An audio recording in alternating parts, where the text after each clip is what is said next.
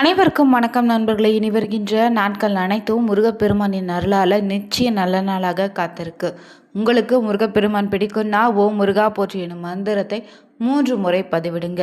இன்னைக்கு இந்த ஒரு வீடியோ பதிவில் எதை பற்றி பார்க்க போகிறோம்னா, சிவன்மலை ஆண்டவனுடைய உத்தரவு பெட்டியில் திடீர்னு மாற்றப்பட்ட பொருளால் நடக்கக்கூடிய கிரகநிலை அமைப்பாலும் இந்த நேரம் பார்த்திங்கன்னா கடகராசி நண்பர்கள் வாழ்க்கையில் எப்படிப்பட்ட பலன் காத்திருக்கு, இந்த நேரத்தில் என்ன மாதிரியான விஷயங்களை எச்சரிக்கையாக இருக்கணும்னு முருகப்பெருமானின் அருள்வாக்காக வந்திருக்கக்கூடிய சில விஷயங்களே தகவல்களை தான் இந்த பதிவில் பார்க்க இருக்கோம்.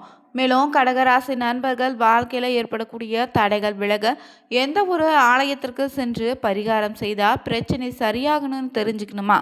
வீடியோவை கடைசி வரைக்கும் ஸ்கிப் பண்ணாமல் பாருங்கள். மேலும் நீங்கள் புதியவராக இருந்தீங்கன்னா மறக்காமல் சேனலை சப்ஸ்கிரைப் பண்ணிவிட்டு கூடவே இருக்க பெல் பட்டனை கிளிக் பண்ணிக்கோங்க. தனிப்பட்ட முறையில் உங்கள் ஜாதக ரீதியாக ஏற்படக்கூடிய பிரச்சனைக்கு சரியான ஒரு பரிகாரத்தை பெற்றுக்கொள்ள வீடியோவில் டிஸ்கிரிப்ஷன் கீழே ஒரு நம்பர் கொடுத்துருக்கோம். அந்த நம்பருக்கு நீங்கள் கால் பண்ணி தெரிஞ்சுக்கலாம். வாங்க நண்பர்களே, வீடியோக்குள்ளே போகலாம். எடுத்த எந்த ஒரு வேலையும் முடிக்காமல் விட மாட்டீங்க கடகராசி நண்பர்கள். நீங்கள் தான் உங்கள் 4ஆம் வீட்டுக்கு அதிபதியான சுக்கிரன் கட்டகாரகராக இருப்பதால் அதிநவீனமாக வீடு கட்ட விரும்புவீங்க. மேலும் உங்களுக்கு 6ஆம் இடம்னு சொல்லக்கூடிய நோய் கடன் எதிரி ஸ்தானத்துக்கு உரியவராக குரு இருப்பதால் பொது காரியங்களுக்கும் ஏழை எளியவங்களுக்கும் உதவுது உங்களுக்கு ரொம்பவே அதிகப்படியான நன்மையை தரும். உங்களுக்கு சிறப்பான ஒரு பரிகாரமாகவும் இது மாறுங்க.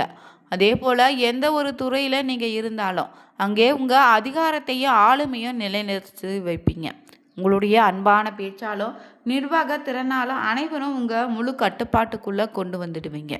உங்களுக்கு மேலான அதிகாரத்தில் இருந்தால் கூட வலுவிளக்க செய்திடுவீங்க அவங்கள.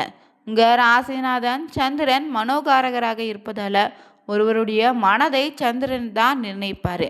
ஜோதிட சாஸ்திரத்துலேயும் இது குறிப்பிட்டிருக்காங்க. நீங்கள் வெகு விரைவில் மற்றவங்க மனதில் இடம் பிடிக்கக்கூடிய நபராகவும் இருக்கீங்க. மேலும் இந்த நேரம் பொறுத்தவரை பார்த்திங்கன்னா கடக ராசினருக்கு இந்த மே மாதத்தில் என்ன மாதிரியான பலன்கள் கிடைக்க போகுது, நீங்கள் என்ன மாதிரியான விஷயங்களை கவனமாக இருக்கணும், விஷயங்கள் என்னென்னு தெரிஞ்சுக்கலாம். வழிபட வேண்டிய தெய்வம் என்ன, பலன்கள் என்ன, பரிகார முறைகள் என்னன்னு தான் இந்த வீடியோவில் பார்த்துட்ருக்கோம். அந்த வகையில் இந்த மே மாதம் பொறுத்தவரை செவ்வாய் சுக்கிரன் புதன் சூரியனு கிரகங்கள் முக்கியமான பேச்சுகள் சந்திக்குது.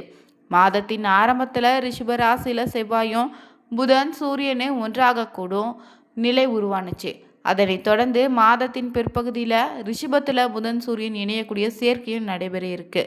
இந்த கிரக அமைப்பால் 12 ராசிகளுடைய வாழ்க்கையிலே ஒரு மாற்றத்தை ஏற்படுத்தி தருங்க. அந்த வகையில் இந்த நேரத்தில் பார்த்தீங்கன்னா கடகராசி இருக்குது. தொழில், வருமானம், குடும்பம், ஆரோக்கியன்னு பல துறைகளில் இதனுடைய தாக்கம் எப்படி இருக்குன்னு தெரிஞ்சுக்கலாம். கடகராசினருக்கு லாபங்கள் நிறைந்த ஒரு காலகட்டமாக இது அமைய போகுது. ஆரோக்கியத்தில் இருந்து வந்த பிரச்சனையும் பரிபூர்ணமாக நீங்கும். பெரியவங்களுடைய ஆரோக்கியமும் இனி நன்றாக இருக்கும். தொழில் கிடைக்கக்கூடிய யோகம் உண்டு. பயணங்களால் சந்தோஷம் உண்டாகும். அரசாங்கத்தின் உத்தியோகங்கள் கிடைப்பதற்கான வாய்ப்புகள், மருத்துவராகக்கூடிய யோகம் உண்டு. மெடிக்கல் சீட் கிடைக்க போகுதுங்க. மத்திய அரசு வேலையும் உண்டு. அதே போல் சீருடைய வேலைகள் உங்களுக்கு கிடைக்கக்கூடிய யோகம் இருக்குது. நண்பர்களை நம்பி பணம் கொடுத்து ஏமாறக்கூடிய காலகட்டமாக இருக்குது. அதனால் இந்த நேரத்தில் நெருங்கிய நண்பர்கள் கூட நம்பாமல் இருப்பது நல்லது. சகோதரருக்கு ஆரோக்கிய பிரச்சனை, கண் சிகிச்சை, தலையில் அடிபடுவதுன்னு போன்ற உடல் ஆரோக்கியத்தில் ரொம்ப கவனமாக இருக்கணும். உங்களுக்கு கால்சியம் தொடர்பான பாதிப்புகள் வருவதற்கு வாய்ப்பு இருக்குது. அதனால் பார்த்தீங்கன்னா ஊட்டச்சத்து உணவுகளை அதிகம் எடுத்துக்கோங்க.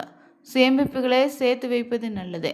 அதே போல் பார்த்திங்கன்னா இந்த நேரத்தில் பண வரவு பொறுத்தவரை நிறைய பணம் கையிருப்பில் இருக்கும். எஃப்டி போன்றவற்றை வங்கிகளில் போட்டு வச்சிடுவீங்க. தாங்கள் வாங்குவது போல முதலீடுகளை செய்வீங்க. பெரிய பொறுப்புகள் இந்த நேரத்தில் உங்களுக்கு கிடைக்க போகுது. தைரியமோ பொறுப்போ உண்டாகும். அசாத்தியமான வெற்றிகள் உண்டு. முழு தெய்வ அனுகிரகமும் இந்த நேரத்தில் உங்களுக்கு கிடைக்குங்க. அற்புதமான ஒரு காலகட்டமாக இருக்குங்க. பெரிய சந்தோஷம் காத்திருக்கு. வேலையில் முன்னேற்றம் உண்டு. புதிய பொறுப்புகள் உங்களுக்கு வருங்க.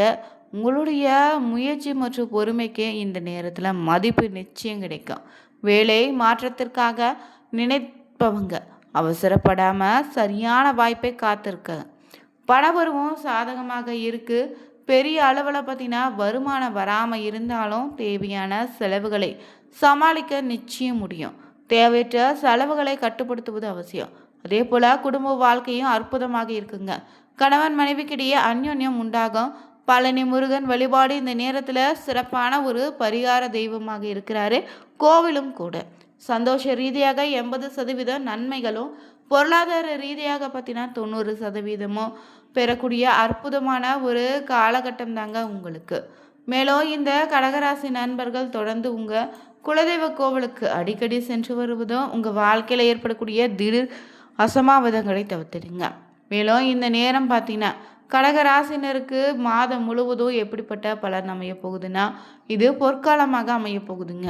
வேலையில் நீங்கள் எதிர்பார்க்காதபடி அதிரடி மாற்றத்தையும், குடும்பத்தில் நீண்ட நாட்களாக காத்திருந்த அமைதி நிலவும். அதே போல் இந்த நேரம் கிரக நிலவரங்களை உற்று நோக்கும் போது மே 15ஆம் தேதி ஒரு முக்கிய திருப்பு முனையாக உங்களுக்கு அமையுங்க.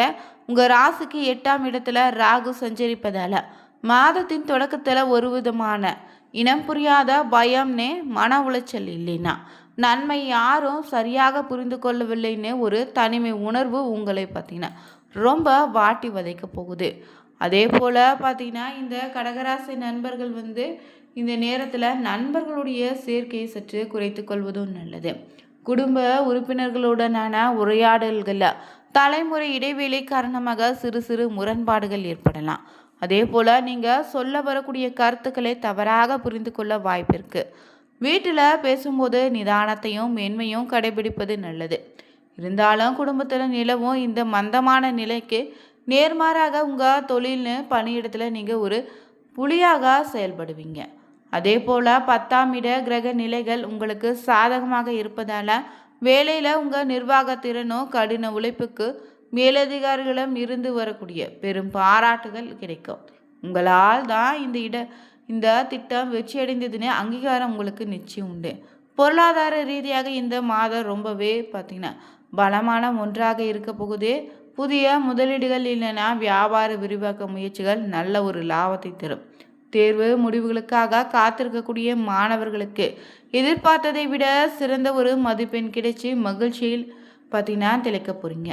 அதே போல் மே 15ஆம் தேதிக்கு பிறகு சூரியனோ புதனோ சுக்கிரனே கிரகங்களுடைய பேச்சு நிகழ்வது உங்கள் வாழ்க்கையில் ஒரு புதிய வேகத்தை கொண்டு வரப்போகுது.